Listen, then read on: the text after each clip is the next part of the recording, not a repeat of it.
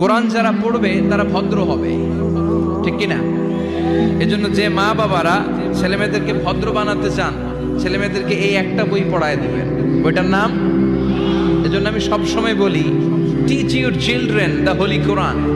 The Holi Quran will teach your children everything in the world.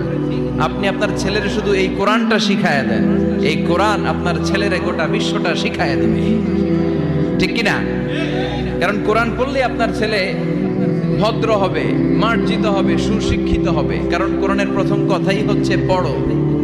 কোরআনের প্রথম কথা কি? মুসলমানদের না পড়ে উপায় আছে? কথা বলেন। আপনার যখন মন ভালো থাকবে আপনি পড়বেন, আপনার মন খারাপ তখনও পড়বেন। সুস্থ আছেন পড়েন, অসুস্থ পড়েন, দেশে আছেন পড়েন, দেশের বাইরে পড়েন, মারা যাচ্ছেন তখনও পড়বেন, পড়তে পড়তে মরবেন, ঠিক কিনা? অনেকে বলবে, হুজুর মরতে আসি আবার কি পড়বো? তখন পড়বেন লা ইলাহা মুহাম্মাদুর। কোরআনের প্রথম কথা হচ্ছে ইকরা। কোরআনের প্রথম কথা কি?